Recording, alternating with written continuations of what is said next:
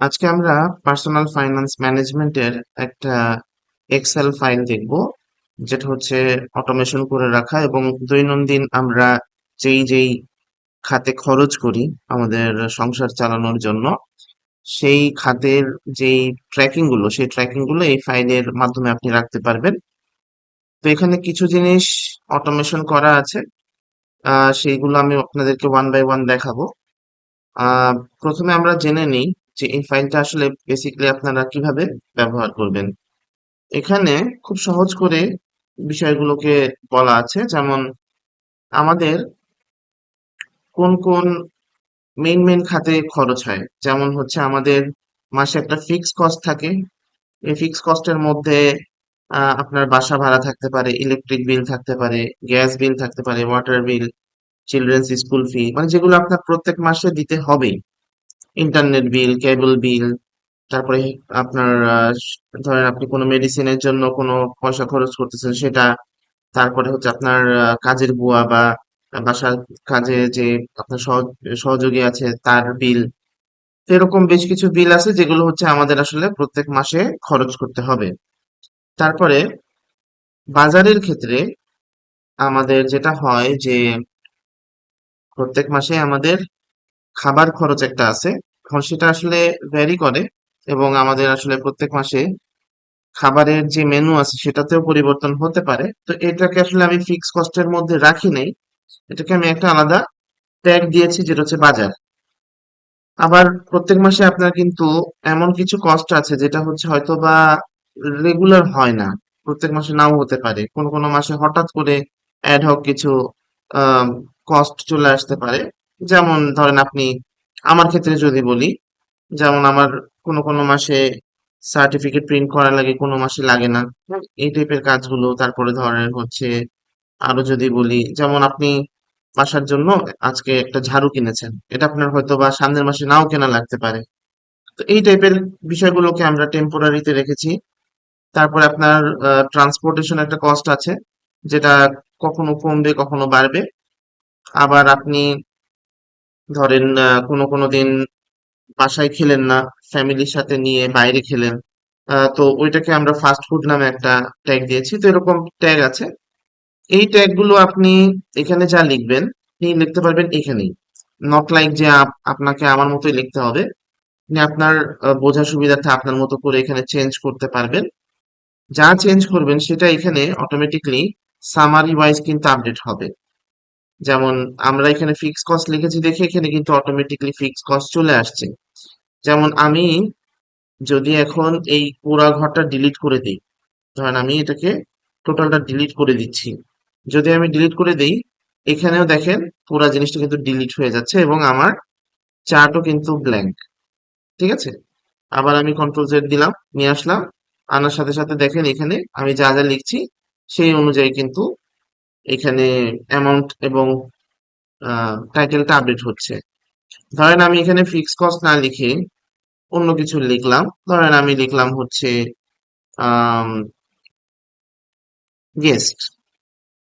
আপনি গেস্টের পিছনে কত টাকা খরচ করলেন, যাহা মাত্র আমি এন্টার দিব এখানে দেখেন গেস্ট কস্ট নামে কিন্তু নতুন একটা অপশন চলে আসছে, যেটা 15,000 টাকা এখানে আপডেট হয়ে গেল এবং ওই অনুযায়ী এখানে চার্টে আপনার যেভাবে আপনি আহ, খরচ করবেন তার পার্সেন্টেজ চলে আসবে।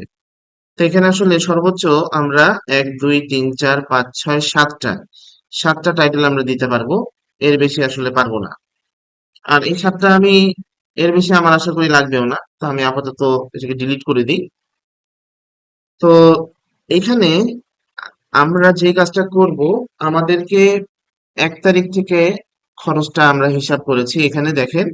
যেমন এখানে আমাদের 1 তারিখ থেকে শুরু করে আমাদের 21 তারিখ পর্যন্ত আমরা টোটাল যা যা আমাদের খরচ গেছে যেই যেই খাতে সেটা এখানে উল্লেখ করে দিয়েছি।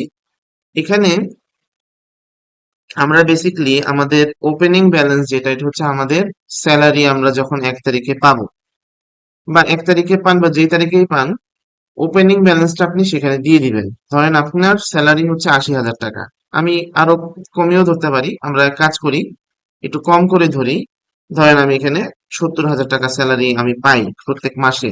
আমি এটা স্টার্ট করলাম। করার পরে এখানে দেখেন বলতেছে যে আমি যদি 70,000 টাকা পাই, আমার ক্ষমতা হচ্ছে প্রত্যেক দিন 2586 টাকা করে খরচ করার। কোনো মাসে তো 30 দিন থাকে, কোনো মাস 31 থাকে, আবার কোনো মাস 28 বা 29 থাকে। ওই জিনিসটা কিন্তু ডাইনামিক হবে। যেমন এখানে আপনি দেখছেন সেপ্টেম্বর মাস, তো আমার তো এখন অক্টোবর মাস চলতেছে। তো আমরা এখানে যে কাজটা করব সেটা হচ্ছে, এখন যেমন অক্টোবর মাস, আমি এখানে 10 যদি দিয়ে দিই, এখানে দেখেন অটোমেটিকলি অক্টোবর মাস চলে আসছে। আর এখানে একটা ক্যালেন্ডার আছে, এই ক্যালেন্ডারটা আপনি প্রত্যেক মাসে যেই মাসটা আপনি এখানে সিলেক্ট করবেন ওই অনুযায়ী এটাকে আপডেট করে নেবেন। তাহলে এখানে যেমন দেখেন 31শে মাস, আমার 31শে মাস যখন আমি 10 দিচ্ছি, তখন কিন্তু এই 70,000 31 দিয়ে ভাগ হয়ে 2,468 হলো। আমি যদি এটাকে সেপ্টেম্বর মাস দিই, তখন দেখেন 30 দিন আমি হাতে পাচ্ছি, তখন আমার কিন্তু প্রত্যেক মাসে খরচের পরিমাণটা বেড়ে যাবে।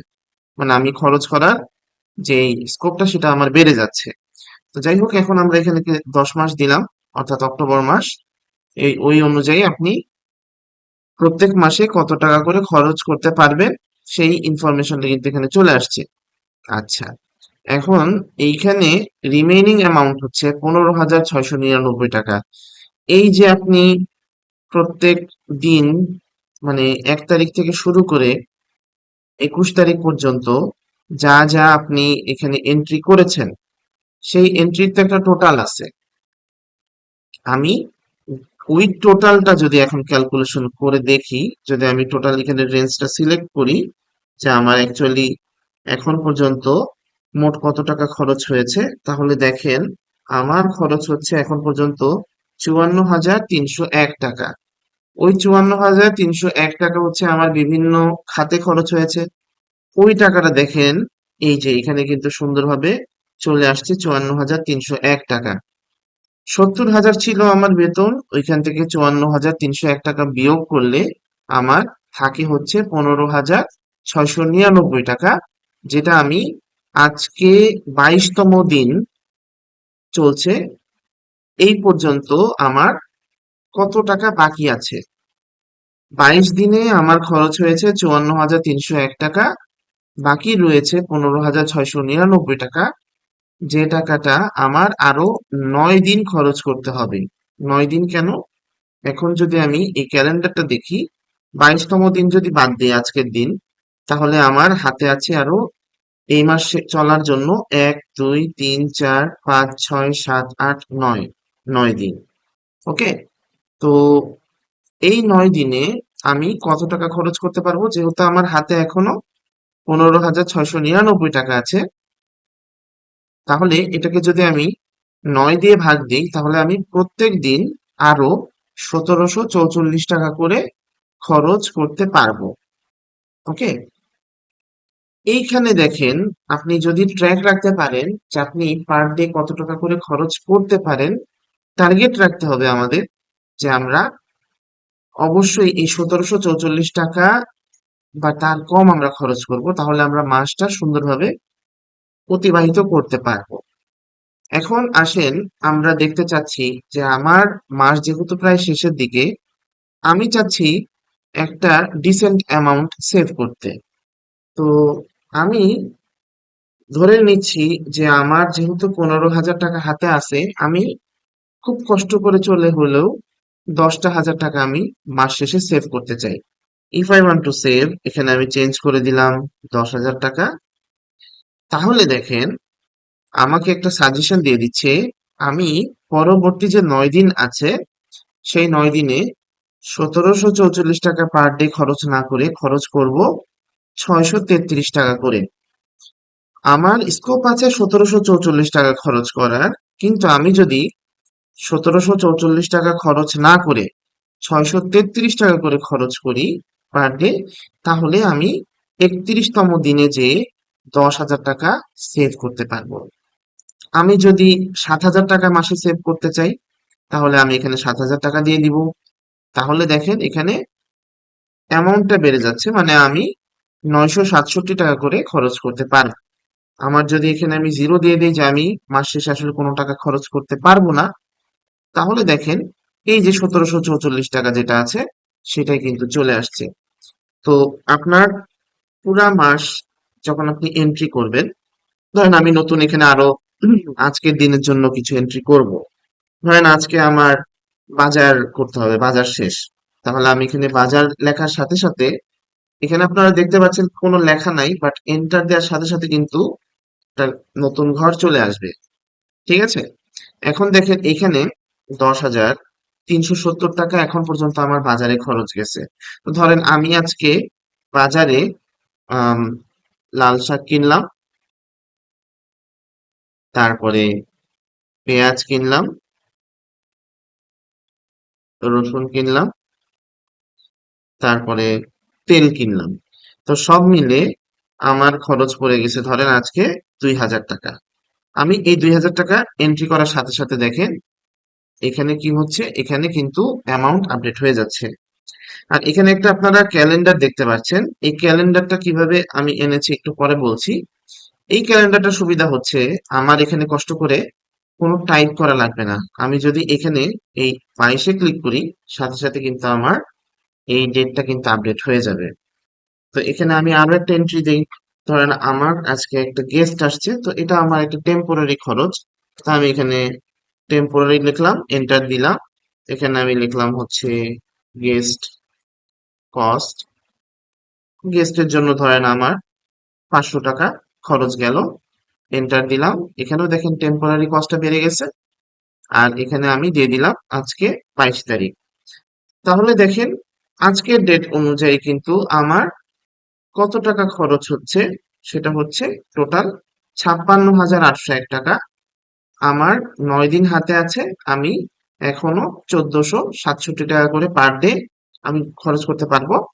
তাহলে দিন শেষে দেখেন এখন আপনি যা যা খরচ করলেন যে যে খাতে, সেটার একটা গ্রাফও আপনি দেখতে পাচ্ছেন। এখান থেকেও দেখতে পারেন যে আপনার ওভারঅল এই যে 56,000 টাকা আপনার খরচ গেল আজকে পর্যন্ত, তো এর মধ্যে ফিক্সড কস্টে গেছে আপনার 52%। এটা তো আপনি আসলে কমাতে পারবেন না। বাজারের ক্ষেত্রে আপনার দেখেন ভালো একটা অ্যামাউন্ট গেছে 22%, 12,370 টাকা। এখানে আপনি হয়তোবা চিন্তা করতে পারেন যে আচ্ছা এটাকে আরেকটু কিভাবে ইউটিলাইজ করা যায় যাতে আমরা বাজারটাকে আরেকটু সুন্দরভাবে কম খরচে করতে পারি। টেম্পোরারি কিছু কস্ট আছে, যে কস্ট আপনি চেষ্টা করবেন যে 7% আমি সেভ করব, তাহলে পরের মাসে আপনার 4,226 টাকা কিন্তু সেভ হওয়ার পসিবিলিটি আছে। বাইরে আপনি খাওয়া দাওয়া অনেক বেশি করেছেন, দেখেন 7,475 টাকা, এটা কিন্তু শুধুমাত্র আপনার বাইরে বিভিন্ন রেস্টুরেন্ট বা চা কফি এখানে আপনার নষ্ট হয়েছে। অনেকে স্মোক করেন, ওই স্মোকের অপশনটাও কিন্তু এখানে আপনারা অ্যাড করে রাখতে পারেন যে আপনার স্মোক করার জন্য মাসে কত টাকা খরচ হয়।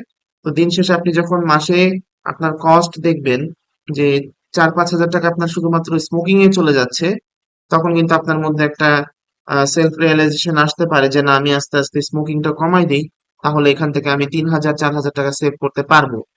ট্রান্সপোর্টেশনে আমার একটা কস্ট যাচ্ছে, ডক্টর কস্ট আছে।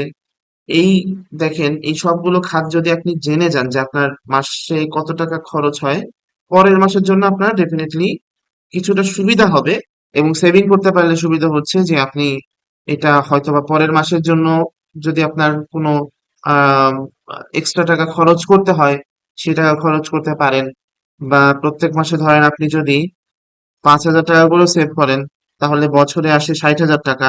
এই 60,000 টাকা দিয়ে আপনি হয়তো বা ফিউচারের কোনো একটা খরচের জন্য আপনি টাকাটা সেভ করে রাখতে পারলেন, উমরার খরচের জন্য আপনার টাকাটা সেভ করতে পারেন। তো এইভাবে আমাদের এই ফাইলটা কাজ করবে। তো এখন আমি আপনাদেরকে বলে দেই এই ক্যালেন্ডারটা আমরা কিভাবে পেলাম।